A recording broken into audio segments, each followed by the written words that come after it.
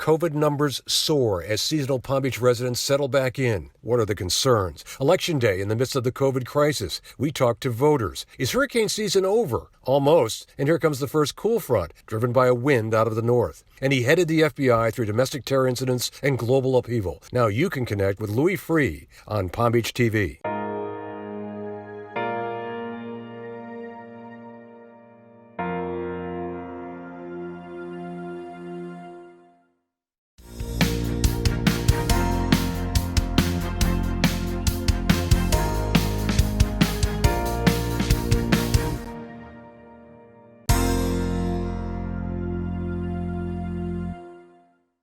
I'm Tim Malloy with the Civic Association. This is Palm Beach TV. With COVID and the elections top of mind for all of us, a reminder right now that hurricane season is not over and a system could be sneaking up on us.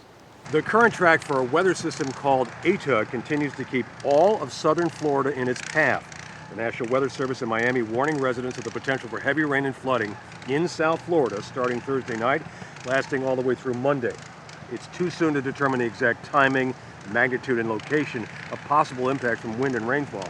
But forecasters are warning Florida residents, monitor the progress of ETA throughout the week. Election day in Palm Beach went very smoothly, thankfully. Wendy Rutledge now reports from all three polling places on how it went. Tim, we did go to all three polling places, and at all three of those places, we did not ask one single political question. Why? Because that wasn't our purpose. Our purpose was to find out whether people felt safe, whether it was a good, comfortable process.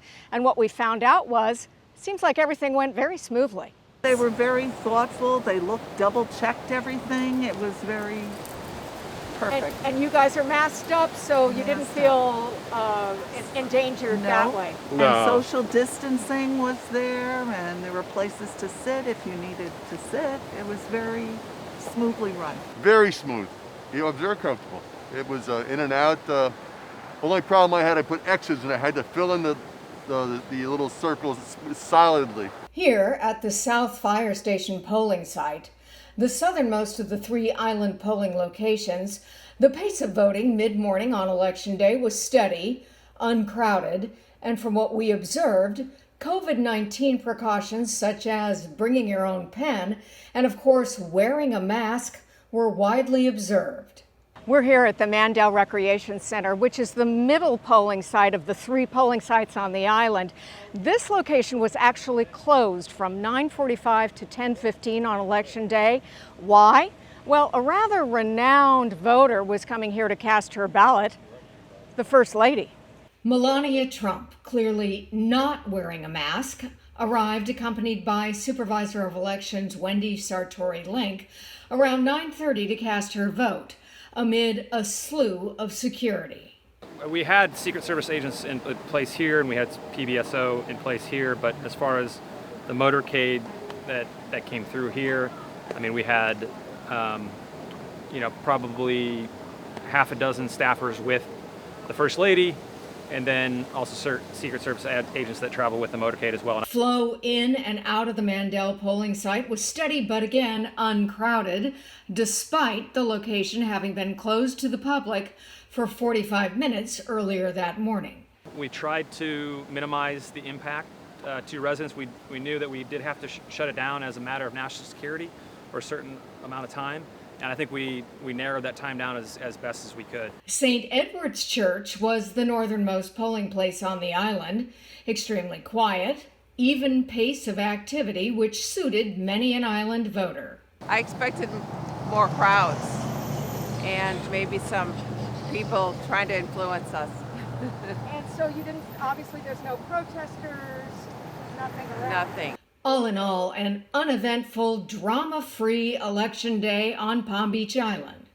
For the Palm Beach Civic Association, I'm Wendy Rutledge reporting. As the record-breaking hurricane season begins, we hope, to fade into history, we have had our first real cool front. A strong and steady northerly wind churned up the ocean and gave us our first respite from the hottest summer ever recorded.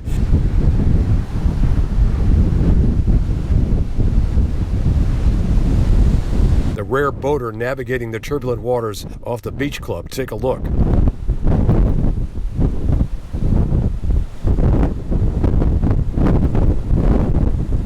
The Intracoastal, brought alive by the big tides slapped at the banks. The refreshing gusts sustained for 3 straight days. The incessant humidity giving way to our version of fall and winter, at least for now.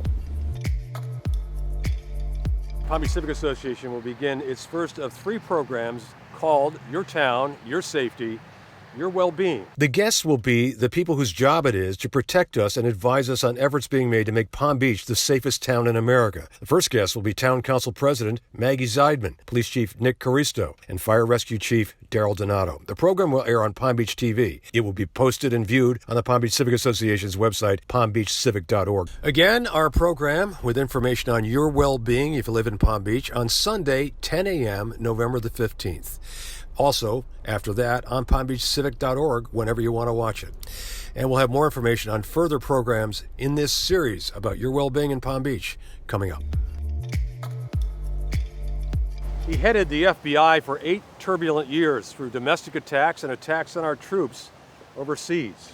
Former FBI Director Louis Freeh will be our guest speaker for the Civic Association's only major fundraising event. He will share his insights with you in a virtual Zoom talk on Thursday, November 19th at 5 p.m. We urge you to support the Civic Association by taking part in an event that will generate funds for our ongoing programs and initiatives and give you an inside look into the FBI agency and Freeh's remarkable career. Log on to palmbeachcivic.org/events to learn more and register, or contact us 561-725-4002.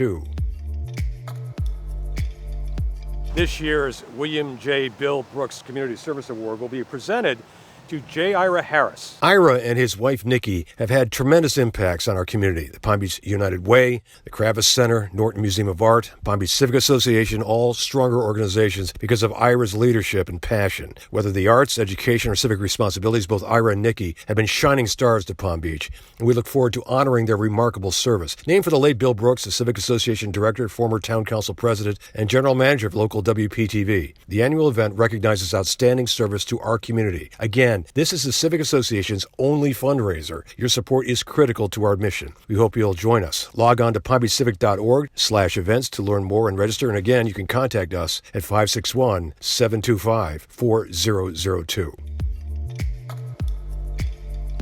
I'm Tim Malloy with Palm Beach TV and the Civic Association, where membership matters. If you are a member, we'd love it if you'd rejoin with us. If you're not, please join us. We'd love to have you. We have informative shows every week about your town. And a reminder here, masks. If you are a member, you've got 1 or 2 of these at least. We are urging you to wear them. It's not just for your own safety. It is considered a selfish act in this town not to protect others. So please, please wear your mask. We didn't get much into it this week, but the COVID situation in Palm Beach is pretty steady, but the county going upwards and the state, this is still a big problem. This thing is not over at all. Thanks for watching. Have a safe couple of days before you see you again. And there's some weather coming in, so keep your eyes to the east. We'll see you soon.